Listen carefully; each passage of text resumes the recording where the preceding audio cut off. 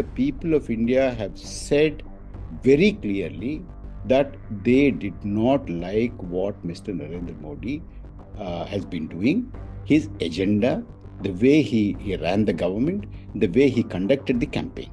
So it is a very, very clear and very tight slap on the face of the Prime Minister and his party and his way of doing things. This is something very clear. Mr. Narendra Modi, if he were to continue as the Prime Minister and hold his coalition together, he will have to reinvent himself. And to my mind, that is going to be very, very unlikely. And I think that had already put him in a very, very uncomfortable spot. Because he's dealing with a coalition whose demands are going to be unending. Maybe sometimes, from the point of view of Mr. Narendra Modi, unreasonable too. And especially the two leaders from one from the south and one from the north, Mr. Nitish Kumar and Mr. Naidu, are very, very shrewd, experienced politicians. They are not professors of entire political science, mind you.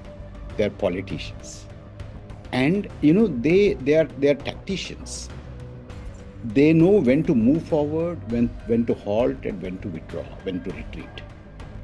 And they are very good at waiting game. You have seen these two politicians for a long time. Can I ask you this? Are you suggesting that they have the capacity, the experience, and the skill to outplay Mr. Modi?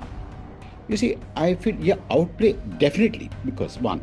And second thing is, they can very, very easily wear him out. That is also very important here. You're suggesting to me that old Mr. Modi cannot become new Mr. Modi. That's what you're saying. He cannot change, he cannot become a different person. Karan, I do not know whether you think it's possible for a wolf to be in sheep's clothing and also imagine himself to be a sheep. He has been always a wolf in wolf's clothing.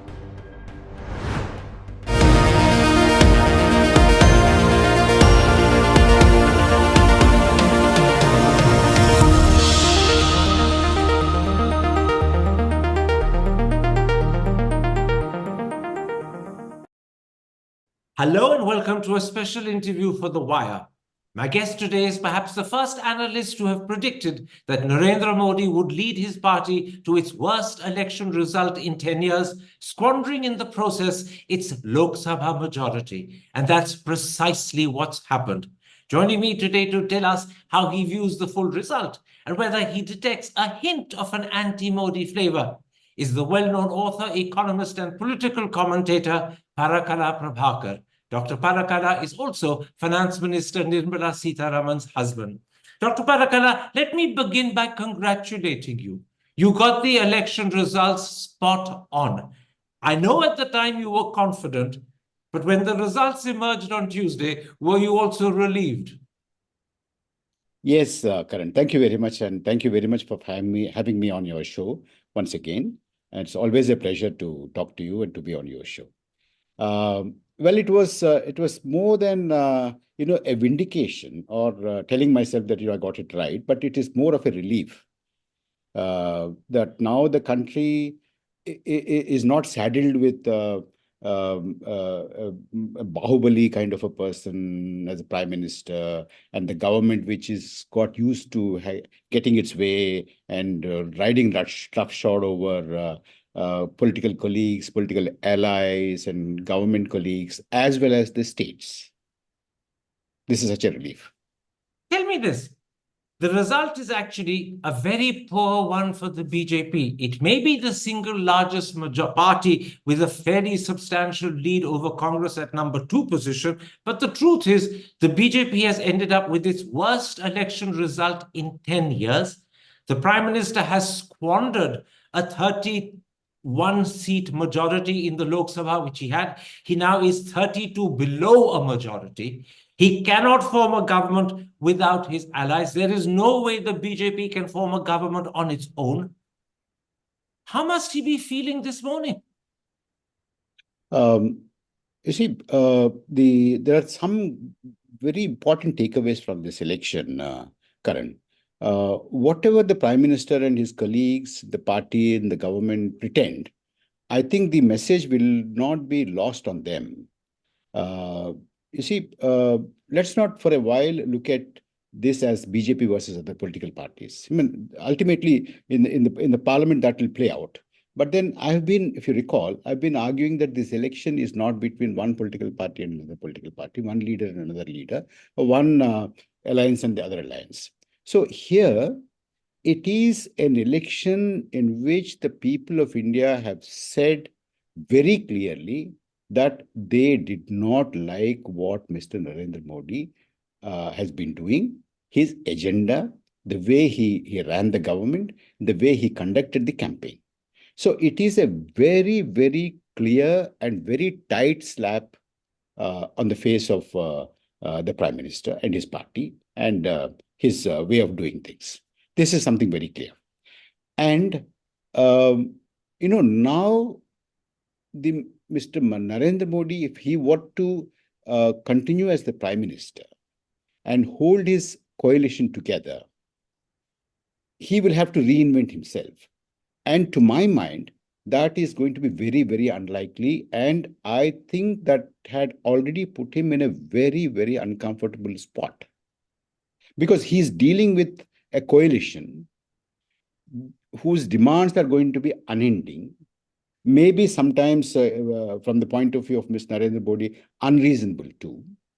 And especially the two leaders from one from the south and one from the north, Mr. Nitish Kumar and Mr. Naidu, are very, very shrewd, experienced politicians. They are not professors of entire political science, mind you. They are politicians. And they are tacticians. They know when to move forward, when to halt, and when to withdraw, when to retreat. And they're very good at waiting game. You have seen these two politicians for a long time.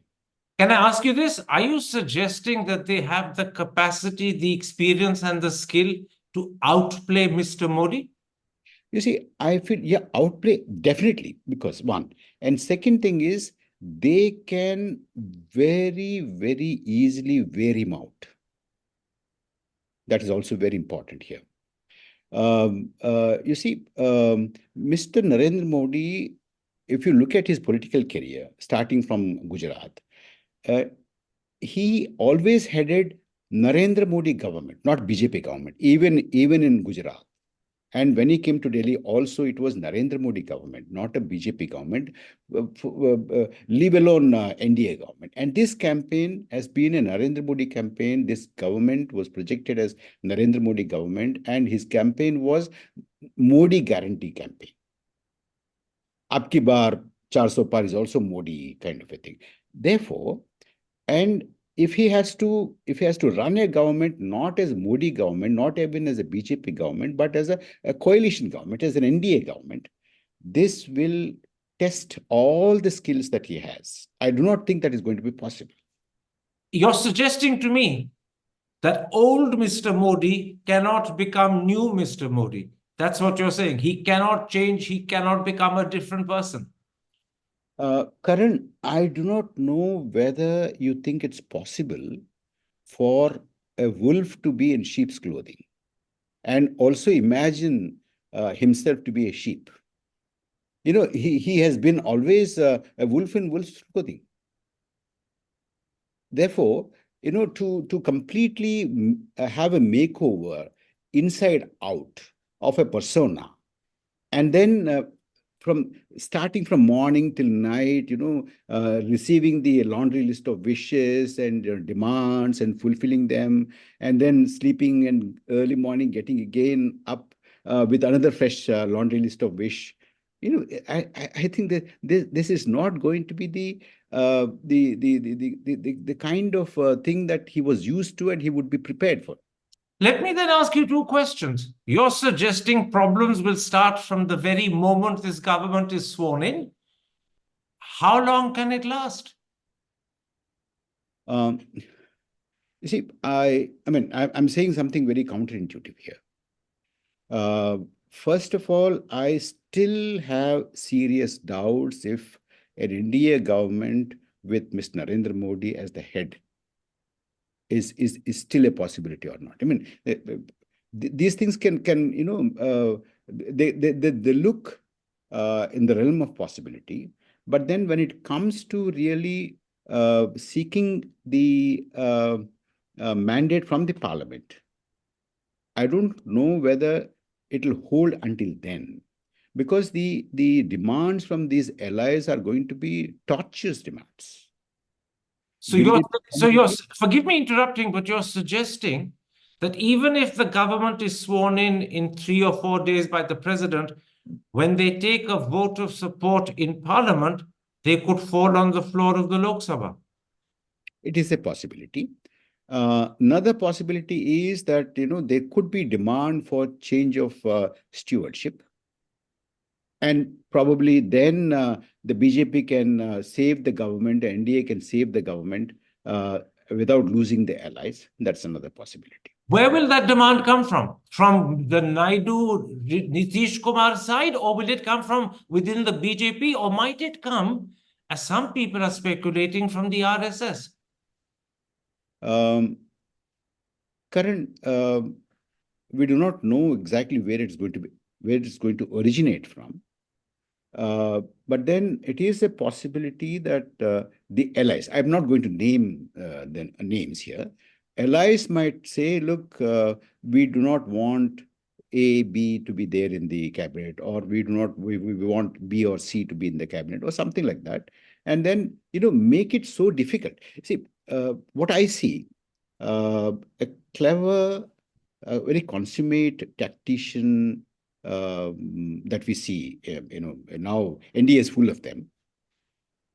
They would not say that they don't want to go along with NDA, but they will make it so difficult for the NDA to accommodate or the government or the prime minister to accommodate the requests. Therefore, make it inevitable for it to fall apart. For instance, I'll tell you.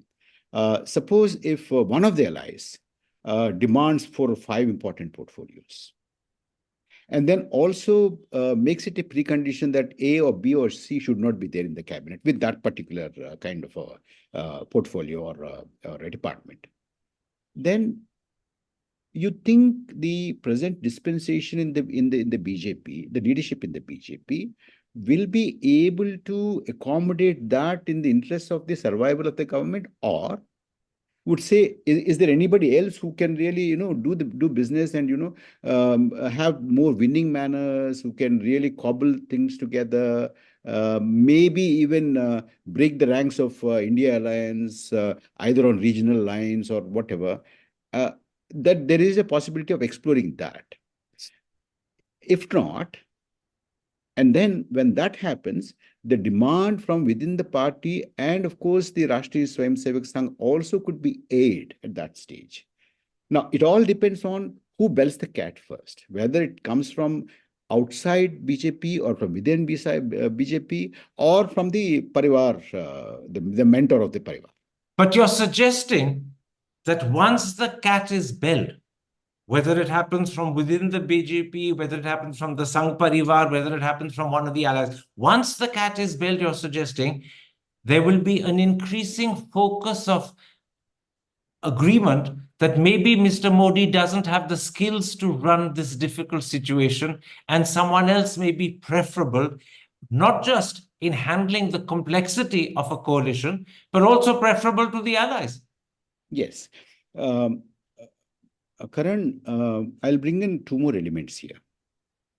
You see, the last 10 years or even before, when he was chief minister, Mr. Modi was not seen as somebody who had one friends, one loyalty on the basis of affection, love, or he helped, we have to be grateful, kind of a thing.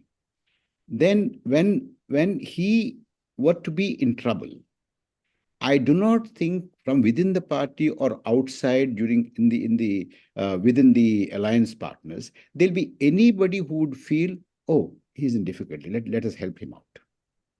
he did not earn that kind of a gratitude or that kind of a feeling.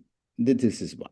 So there's no empathy or sympathy for him. No one will step forward to help him in a moment when perhaps his future looks in doubt. I very strongly feel that, Karan. Yes. I do not think, he has earned that kind of a thing. Because you see, he, the entire episode of 10 years or even before was that either my way or highway. It is not a compromise, give and take, and convincing, sitting with them, talking to them, negotiating, arriving at some kind of an agreement, implementing the agreement, expecting people to help him out, he helping people out. It's not a give and take kind of a transactions that have happened. So you're also suggesting, Dr. Parakala, that this will be an uncertain government, perhaps even unstable, because as long as Mr. Modi is there struggling against his own character traits to hold a coalition together, there will be vociferous tendencies that will be pulling it apart, and there'll be other people thinking whether someone else should do a better job instead of him. And so, even if he does get sworn in, it will be uncertain and unstable. I think, to my mind, a coalition with Mr. Narendra Modi as its head is unsustainable. Unsustainable. Yeah, that's what I feel. So, how long do you give it? Well, as I said, I'll first of all, I'll have to wait and see until the vote of confidence. That's the first stumbling block. That's right. Yes. And if it crosses that, how much further time do you give it? It's a daily, it's like watching BSE, Bombay Stock Exchange. Where is it going up and where is it going down, kind of a thing. So Mr. Modi, if he continues as prime minister, both up till the vote of confidence and then beyond the vote of confidence, will be living on borrowed time every single day. Every single day, hour to hour, I'm telling you, because you see, the kind of demands that could emerge from the allies and potential allies are against the grain of what he stood for in the last 10 years and what he campaigned for, the entire campaign pitch of this election. Look at, for instance, Andhra Pradesh would like to have a special category status.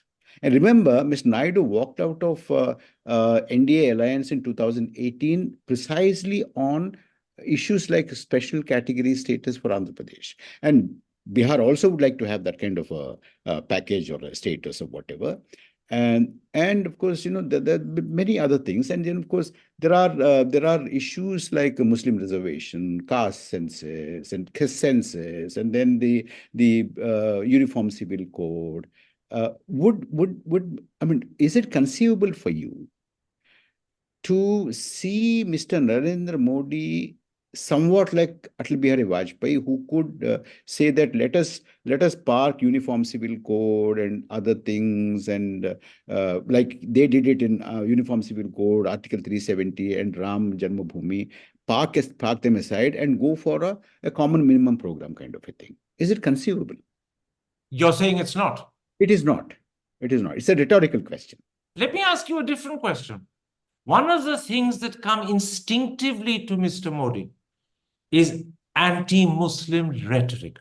Yes. Even in 2001, when he first took over as chief minister, he was talking about centers where Muslims had sought refuge as baby-producing factories. Yes. Most recently of all, he's been calling his own fellow citizens infiltrators and घुसपैठियों. And जो लोग ज़्यादा बच्चे पैदा करते हैं. So can he restrain and contain himself and stop this sort of talk? Because I take it will not be acceptable to Chandrababu Naidu, it will not be acceptable to Nitish Kumar. They depend upon Muslim votes where they are. Will they permit him to continue in this way in Delhi? It is against the grain of the politics of those two personalities. So they will not be able to, let this kind of a rhetoric go unhindered. So it's going to be very bumpy, right? If Mr. Modi were to be the prime minister and continue to be the prime minister, it's going to be Oh dear. Very, very bumpy, right? And very uncharacteristic. Sorry? Please carry on. Very uncharacteristic of, yeah, it'd be very, very uncharacteristic of Mr. Narendra Modi to carry on that way. So this is another flashpoint in the relationship, isn't it? Yes, of course. And you see, I have not found any evidence of Mr. Modi being a tactician, somebody who could, play low key if the situation warrants, and who can advance or who can retreat, who can lie low. I don't think I found that kind of an evidence in his political career. So once again, this is another aspect of his character, one that comes to him almost unthinkingly and instinctively, that he has to change and control. Otherwise, his relationship with Chandrababu Naidu and Nitish Kumar over his attitude, treatment, and behavior of Muslims will founder. Yes. To give you a very practical illustration, Karan, I found a clipping some time ago where Mr. Narendra Modi was to be garlanded, and next to him stood Mr. Rajnath Singh. And Rajnath Singh was ushered away from that particular spot, and Mr. Narendra Modi was alone garlanded. Probably he would have liked that way, and the organizers would have known that. But imagine now Mr. Narendra Modi standing, and on either side of Mr. Modi are Mr. Chandrababu Naidu and Mr. Nitish Kumar. Imagine a situation like that in which the organizers would like these two people to leave. Is that possible? Is that conceivable? It's not to be. And would that go on endlessly every day, every week, and every public event? And you have seen the way the whole thing, any public event, any public meeting, any even a small event is crafted and is orchestrated. And that orchestration will no longer be acceptable to Chandrababu Naidu and Nitish Kumar. They will not accept playing second fiddle to Narendra Modi. Not at all. Not at all. You see, they are leaders in their own right. Why will they be, and they don't belong to their his party? That is one. And you see, has there been any evidence of Mr. Narendra Modi being crafty?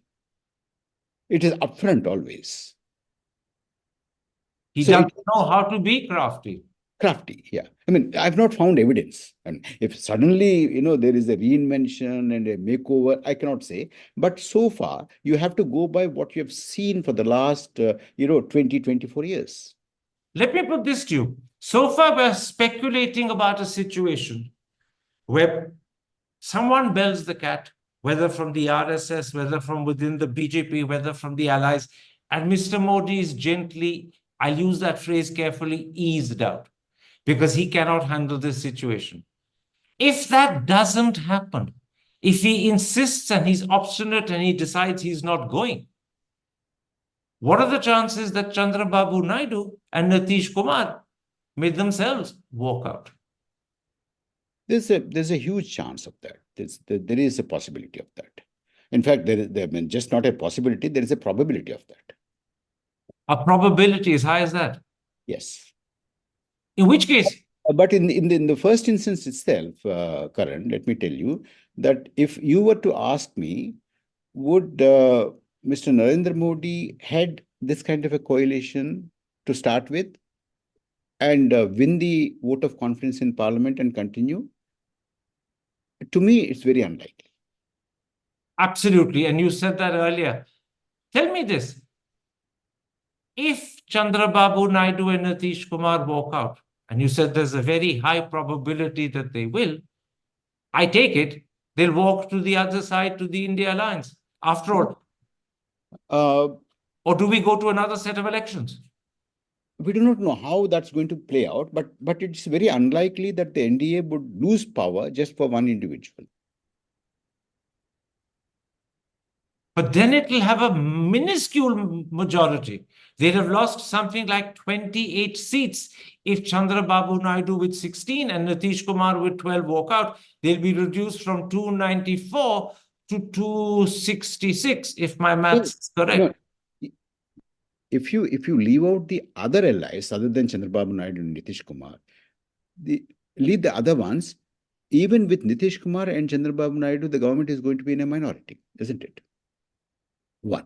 The second thing is that if Chandrababu Naidu and Nitish Kumar were to walk out of NDA, why would NDA sacrifice its government, its power, just to have Mr. Narendra Modi as the Prime Minister? In which case, that will be the point at which Narendra Modi will be replaced immediately.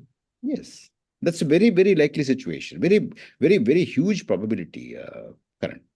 So though Mr. Narendra Modi may get sworn in as a third-term Prime Minister, you don't see that third term lasting very long at all. Yeah, it'll be a miracle if it lasts or it survives the vote of confidence in Parliament. Hi, I'm Karan Thapar. Over the last few years, I hope you've been watching my program, The Interview on the Wire.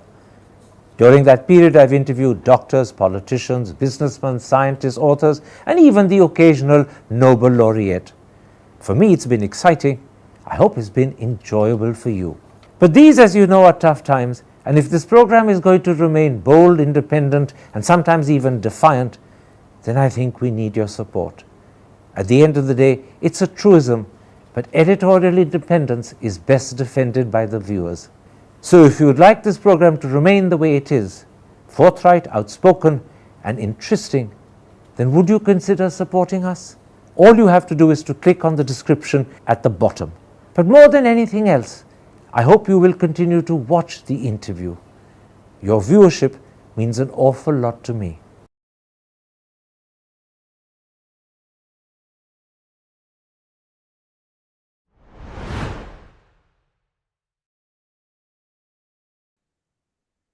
Let me, at this point, go backwards briefly before I end the interview and ask you 2-3 questions about the results.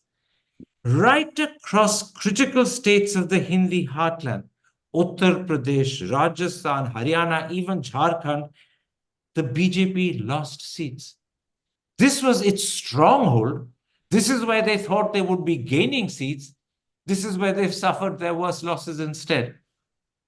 Was there some sense of an anti-Modi mood that we weren't able to pick up earlier, but which has now become apparent?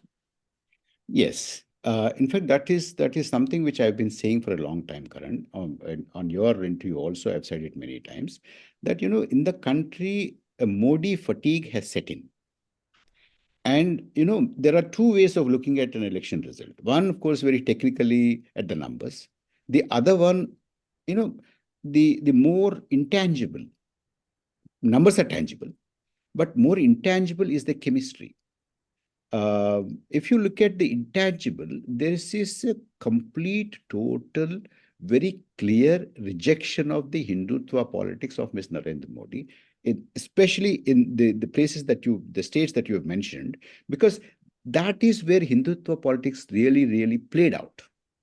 We don't have to go to Tamil Nadu and Delhi, these places, because that's not the battleground for Hindutva. These states that you mentioned are the battlegrounds for Hindutva, where the BJP, Modi's BJP and Modi's Sarkar had done very badly. They lost substantially. And if you crunch the numbers even further, there are now evidences coming out that if it were not to be a three-cornered contest, if it were not to be a four-cornered contest, probably BJP would have lost even more seats there. Please carry on. Yeah, if that were the line of argument, then you could say that the chemistry of the outcome of this election is very clearly against the Hindutva politics and the politics of Mr. Narendra Modi and his rhetoric. Let me ask you this.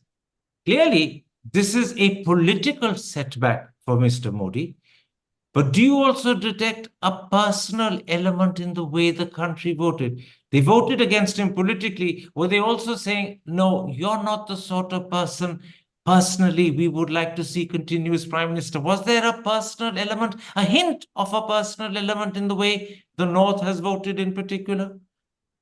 Well, it's like this, Karan. I'm one who feels that it is very difficult for anybody to really separate the personal from political in the person of Mr. Narendra Modi. They're two very closely intertwined. Because you see, can you imagine that an alliance and a political party which prides itself in the tradition of systems and maryada and procedures and things like that forget about alliance, but it's Modi guarantee and Modi Sarkar. It's not even a NDA Sarkar. Forget it. It's not even a BJP Sarkar. It is not an agenda for governance kind of a thing which used to be earlier. It's Modi. It is Modi, and it is Modi. Which is why the rejection is both political and personal. Exactly. They're closely intertwined. You cannot separate. It's not that, we all like Modi, but we didn't like his politics. It's not that, we didn't like his politics, but we liked him. It's not that. Both are very closely connected. You cannot have Modi without his politics, and you cannot have his politics without the characteristic of Mr. Narendra Modi. Otherwise, you see, BJP earlier to Mr. Modi was a completely different animal altogether. Two quick questions before I end, Dr. Parakala. What becomes of the enormous personality cult that he's built up around himself now that his majority has disappeared? Now that he's taken his party to its worst electoral performance in 10 years, what happens to that cult of invincibility, that cult of being bigger, greater than anyone else, that cult of being on a pedestal like a shining statue? What happens to it? These things are, very strange things in history, Karan. I mean, you are a student of history, and you've seen many dictators and many autocrats and many larger than life personalities in history, all across the world. I feel that the last 10 years, and especially Mr. Narendra Modi's tenure, in the long history of India's democracy, republic, is a very forgettable period. I don't think even 1 year hence, people will really remember. They might remember, there used to be somebody called Mr. Narendra Modi who dominated the political scene of India. You're saying as soon as he's gone, he'll be forgotten? Absolutely. Absolutely.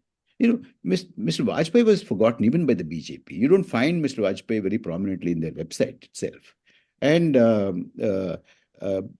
going down the line, I don't think the BJP would like to, wear Mr. Narendra Modi on its sleeve and, demonstrate, we had this leader kind of a thing.